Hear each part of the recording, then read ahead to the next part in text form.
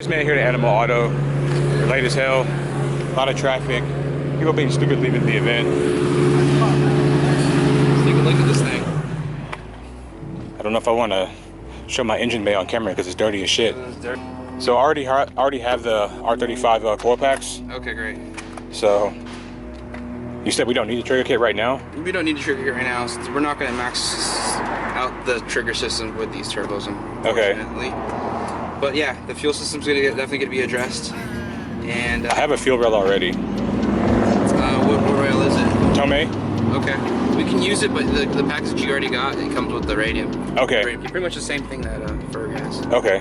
But whatever, if you want, well, if he already has it, then you know. It'll save you like $80-200 though. Yeah. If you wanted to use a Tomei. Yeah, I'll use the Tomei one then. We'll take a look at it. Yeah, we could definitely get away with it.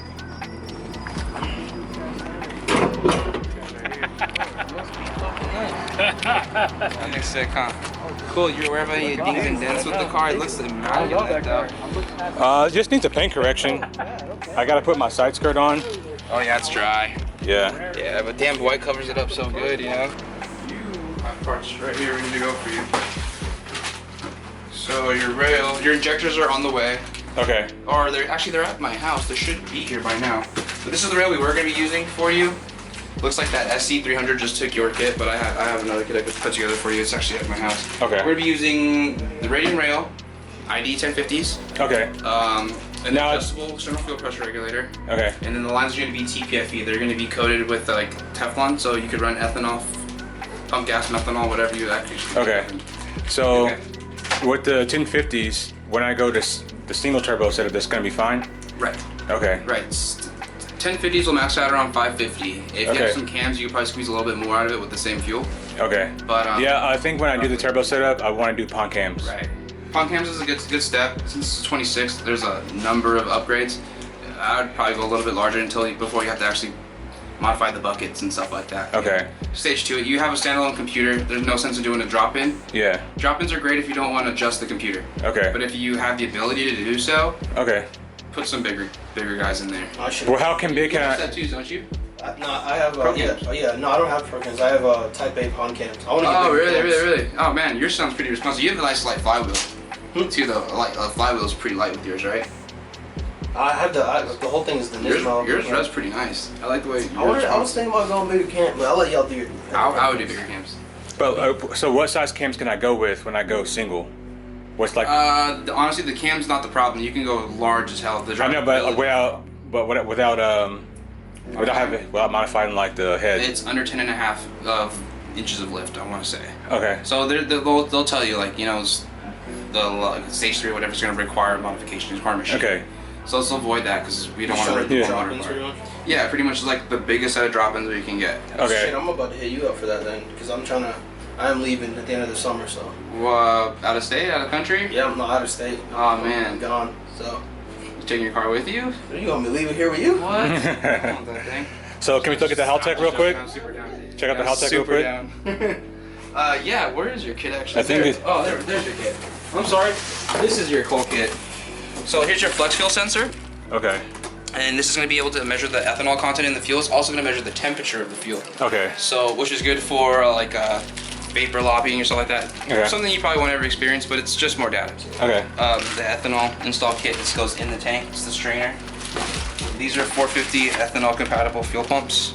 Nice. So you have 2 in your car. We're probably gonna run one. One taps out at 550. Okay. And then you want to add another one.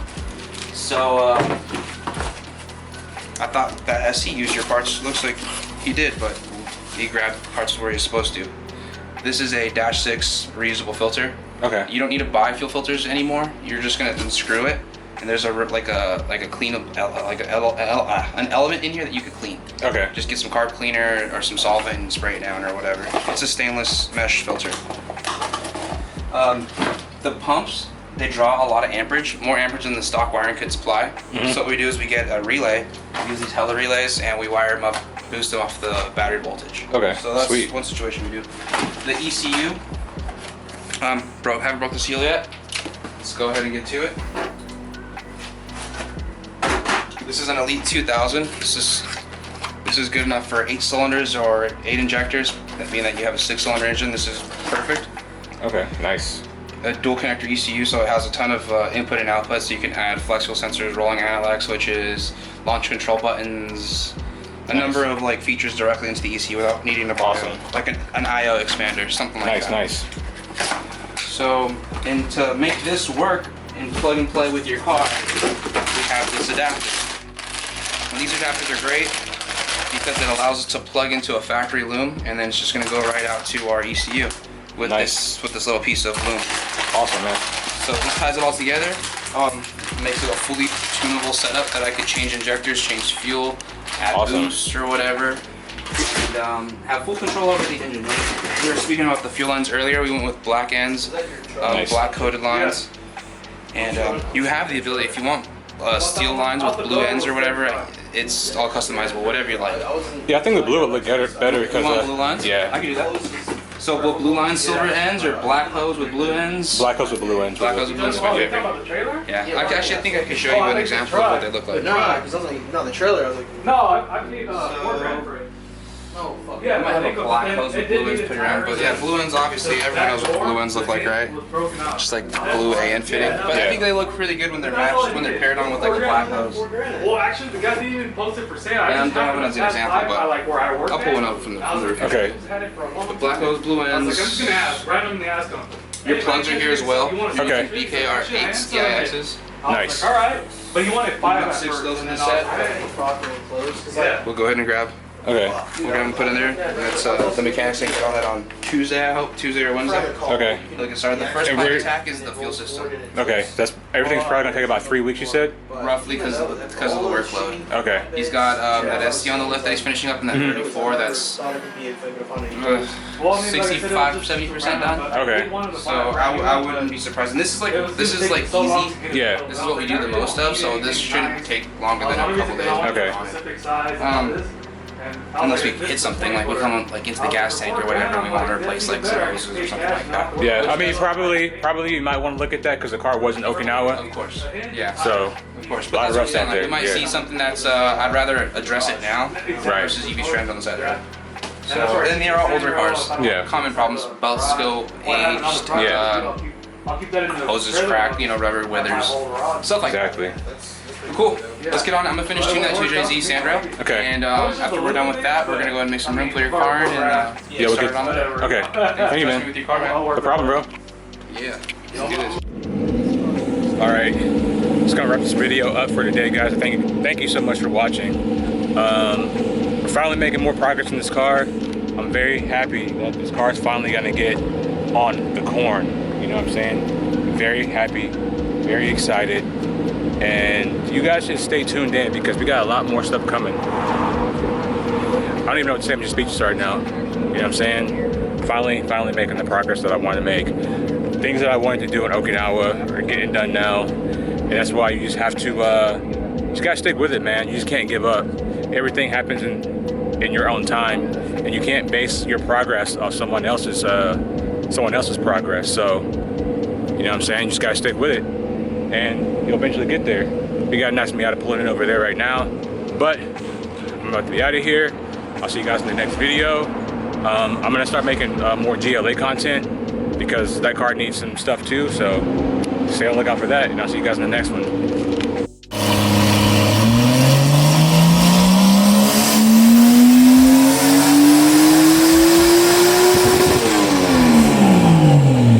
Oh my God, that's so fucking loud. So pretty much what happened here is Ferg's brake duct came off and he had to pull over to get that fixed. Now, I don't know why it was like that. Apparently somewhere in Okinawa at one of the shops we're not going to mention, they were supposed to put that on correctly and they did not. And you see what happens when people do shitty work. You got to pay the price for it. So we rigged it up at this point, and then we went over to an AutoZone, got some tools, and he was able to fix his car. So yeah, pretty much just enjoy Ferg working on his car in slow-mo. It's kind of funny.